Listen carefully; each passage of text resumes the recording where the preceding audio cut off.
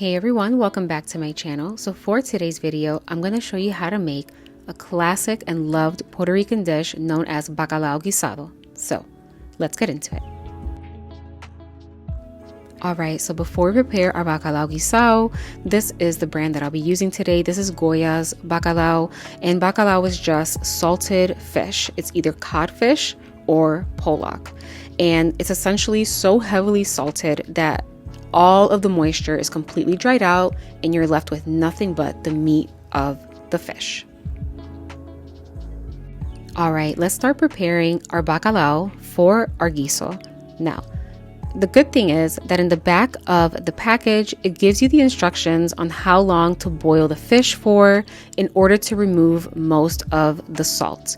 However, you don't want to boil it too long because you do want to keep some of the saltiness in the fish. That's kind of what gives either bacalao encebollado or bacalao guisado its uniqueness, is that it's a little salty.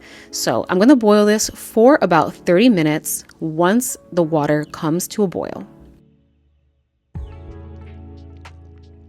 And again, I'm only going to boil this for about 30 minutes one time. However, my mom and other women that I know, they like to boil it twice. So they'll boil it for like 20 minutes one time, and then they'll remove the fish, add fresh water, and boil it again for an additional 15 minutes.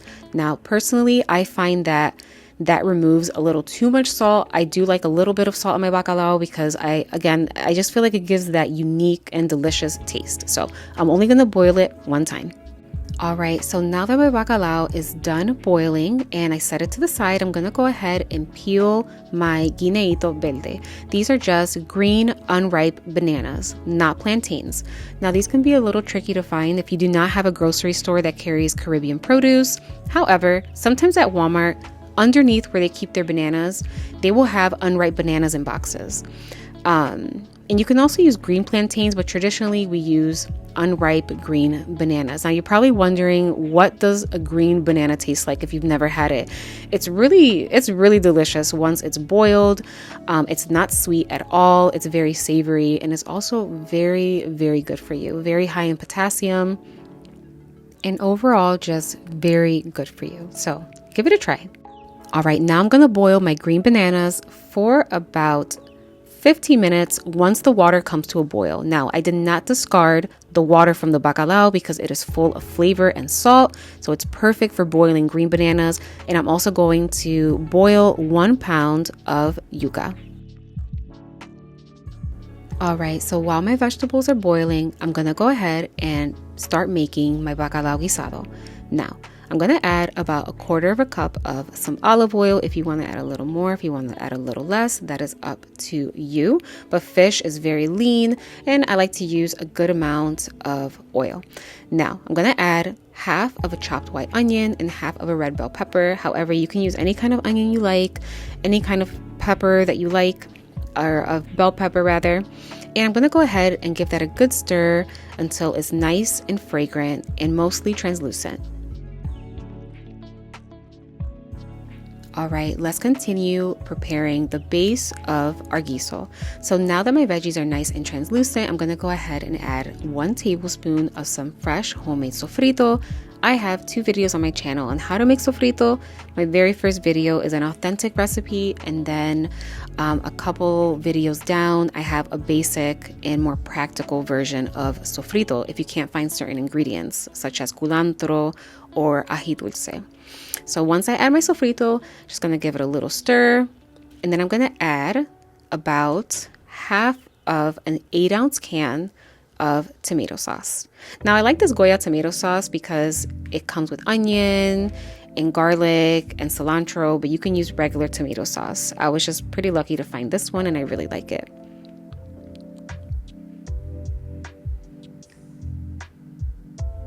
Give it a good stir until it's nice and fragrant and well combined. Oh, and by the way, I have my heat set to medium heat. So if you have an electric stove, that is about the number 5. And if you have a gas stove, you want to put it a little under medium because you do not want the heat to be too high, because we're just sauteing. We're not trying to fry these ingredients. All right, I'm gonna add a couple of olives. It's like whether you like olives or not, I feel like they're always a must.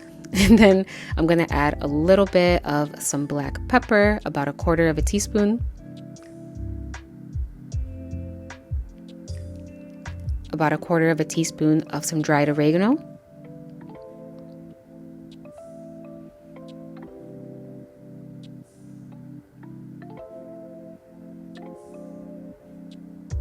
One bay leaf.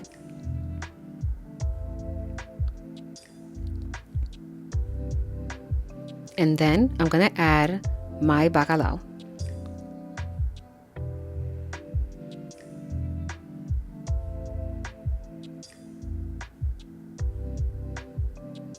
I'm gonna go ahead and I'm gonna mix that up really, really well. And as I'm mixing it, I'm kind of chopping it up a little bit. Now, I like my bacalao pieces to be a little chunky, so I don't chop it up too much. However, if you like it more fine, however you remember your mom or your abuelita making it for you, you prepare it like that. Now, my mom always made it chunky, so that's how I'm gonna keep my pieces. And I'm gonna mix that up really, really well. Again, my heat is medium heat, but once everything is nice and combined, I am going to add a little bit of water, just enough to cover everything, about 3/4 of the way, so not too much water. And then after I add my water, I'm gonna give it a nice stir, and then I'm gonna set my heat to lowish heat, and I'm gonna put the lid on and I'm gonna let it braise for about 15 to 20 minutes.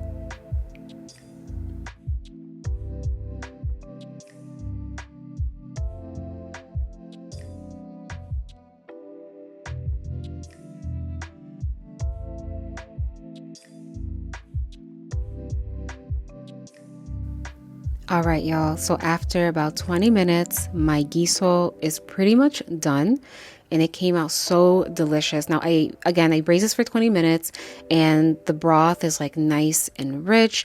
Now, if you find that a lot of the liquid has evaporated, it's probably because your heat was a little too high, but no problem. All you gotta do is just add a little water, mix it, put the lid back on, and let it boil for another 5 minutes, and you're good to go.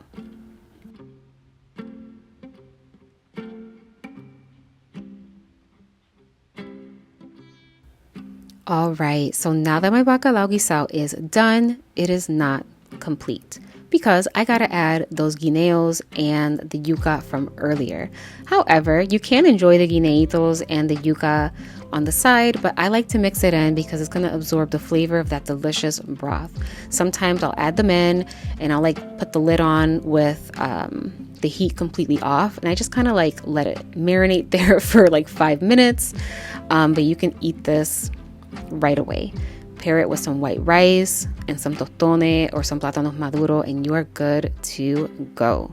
So as always, if you've enjoyed today's video, do not forget to give it a thumbs up.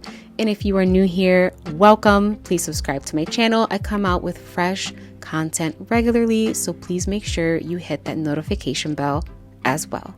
Until next time.